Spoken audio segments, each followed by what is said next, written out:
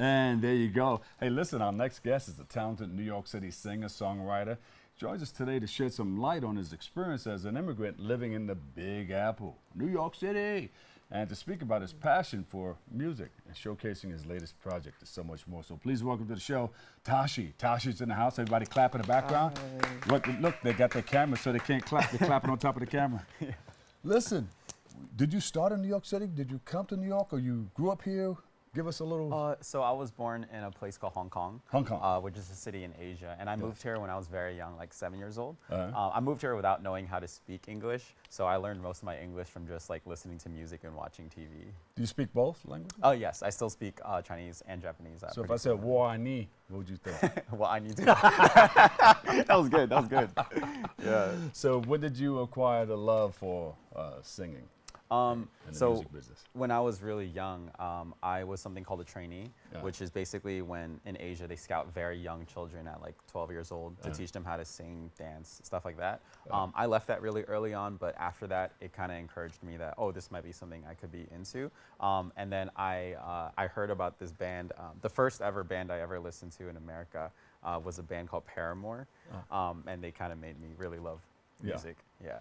Yeah. What's it like growing up as an Asian immigrant in New York City? Was it strange? Everybody around you was like, wait a minute, how do I fit in here? Let me get in this. Let me get in where I can fit in. Yeah. I didn't. The funny thing is, I think when you're a kid, you don't really see, you don't see race. Like you just see we're just kids, right? Yeah, I think when I first moved here, I didn't know I was Asian until like I went to like a barbershop. Yeah. And I definitely showed them a picture of like Zac Efron or something. I was like, can you do this? And they're like, no, like you're Asian. And I was like, I think that's when I finally understood I'm a little different. Yeah, also because I couldn't speak English well. But luckily, I do say like I've had a pretty okay experience. Like obviously, as young, I got bullied a lot too. But for majority of a childhood, I've also made a lot of friends. And I think New York City is like a melting pot, so everyone can get along. Yeah. There you go. Beautiful. I like that. So how did it all, your experience, shape you into becoming who you are today as an artist? I think it made me. Because in the Asian music culture too, everything is very industrialized. So everything is like pretty much one way.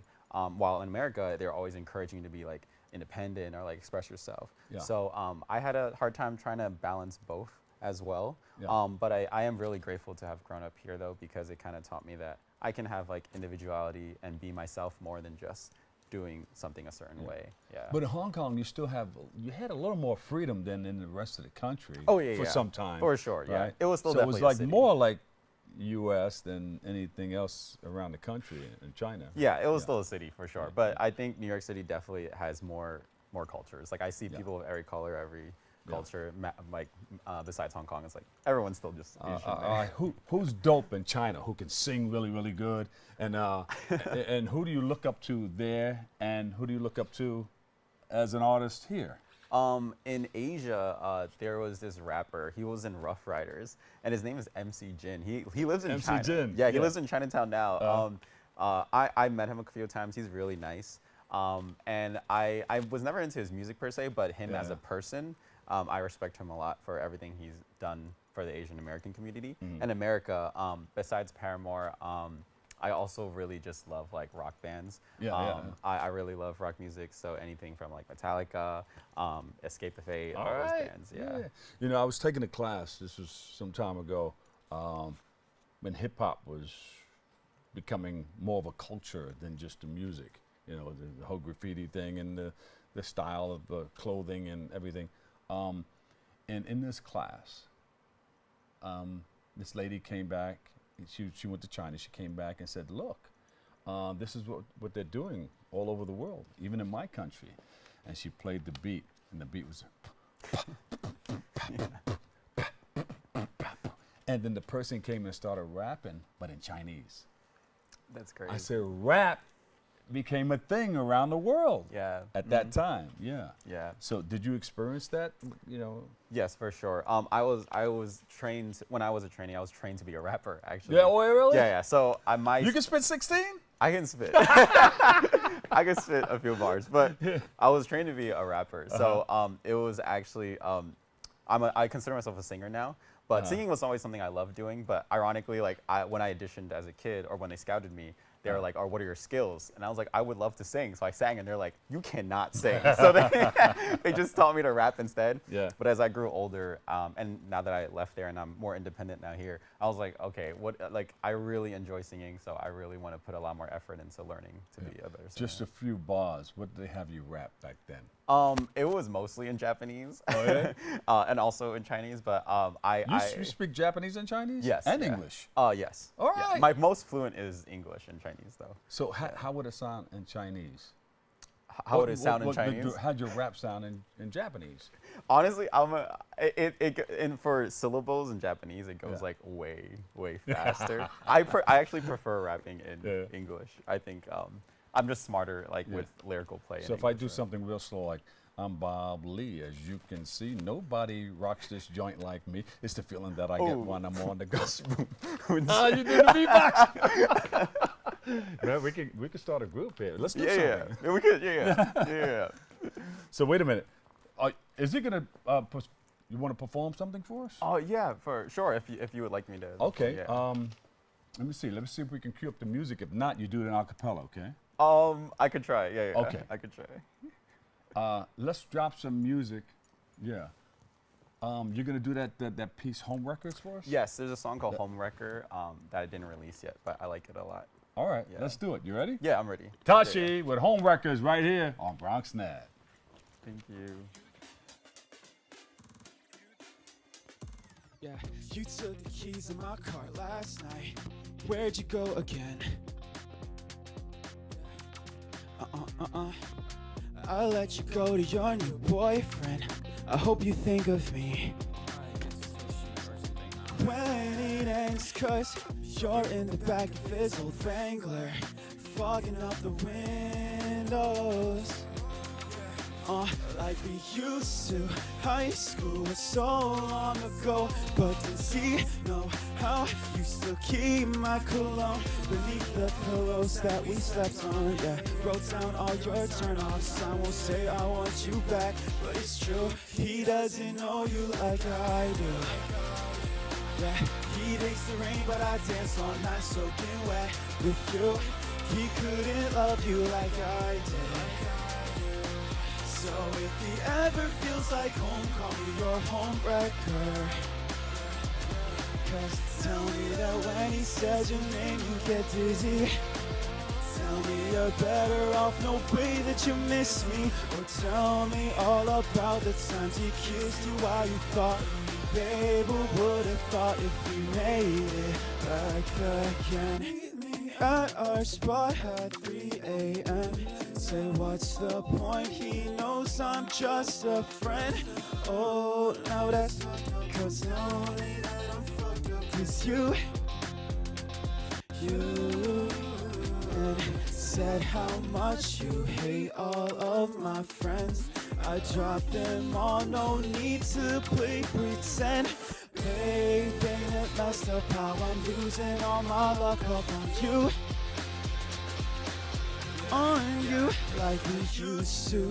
High school pictures of you in the but keeping my cool. Posters and your love songs. Wrote down all your turn-offs. I won't say I want you back, but it's true. He doesn't know you like I do.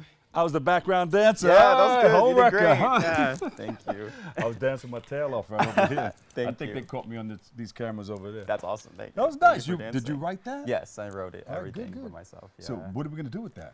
I Where's don't. it gonna go? So I'm very privileged that I've been able to do tours and be who I am, even without fully releasing music yet. So since I haven't fully released music on all platforms or anything, I really want it to be something that I really love and be special. Yeah. So I hope this makes it on the album. And, Beautiful. yeah. Who are some of the people working with you? Give them a shout out. So this is these are good friends of mine. This is Nat.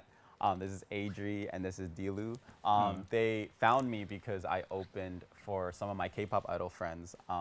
And I was just, some random opener for my famous friends. And they met me after the show, and they're like, hey, we want to help you with your career because you're independent. And I really appreciate them. And it's almost been 2 years now, and I've done a lot with them, and they treat me really well. Yeah. Now, you have your dream the inspirational people that you worked with or that got you where you are today, who would you like to sing with or collaborate with? My dream person to sing with is Hayley Williams Oh, from Paramore. okay. Yeah, although I don't think I could ever match her singing, but I would love to be on stage. So why don't you ask her? Grab the camera and say, "Hey, Hayley Williams, I would love to sing with you." I'm so shy. Hi, if you ever see this, I love you. We're gonna but yeah. send it to her. Get ready. That's crazy. Make sure you contact him, okay? Thank you, thank you. Yeah, social media and everything. Yeah, so my Instagram is where I'm mostly based. It's 7.toshi. Same with my TikTok. And I don't have a Spotify or anything yet, but hopefully I debut by the end of this year. And I hope you stay tuned for whenever that is. And if you had an opportunity to sing or tour anywhere in the world, where would you like to do it first? Anywhere first. I would love to probably go back, actually. I've toured her before, but I would love to go back to a really small town in Texas called McAllen. Oh. Yeah, I did a really small show there for like 60 people, but I would love to show that those diehard fans that were there for me from the beginning and come back and give them like all free tickets to like when I blow up and do a really big show. I like that. And then you want to come back to New York? Oh, after that? for sure. Yeah, this is home. This is After home. Texas, New York. Yeah, of for course. sure. New York, yeah. Texas is close, but New York, number one. I love Send New York. some love to your fans. What do your fans mean to you? They mean everything to me. I really appreciate them because, like I said, like I don't even have music out. So for you guys to support someone, just you guys are really like supporting a guy with $5 in a dream. So I really appreciate it, and I hope you guys stick with me as I get bigger and grow. There you go. Toshi, thank you so much. Thank you so much. Give me your Thank you for social having media one more time. It's at 7.Toshi for my TikTok and Instagram, and those are my main social medias right now. All right. Everybody in the background, everybody home, give Toshi a big round of applause. Thank you, guys. Yeah. Thank you. Thank you. Thank you so much. Thank you. Thank you more. Appreciate you, man. Thank you. Thank you. Thank you. All right. We'll take a break. I've got more coming up next on Open. Yeah, yeah, yeah.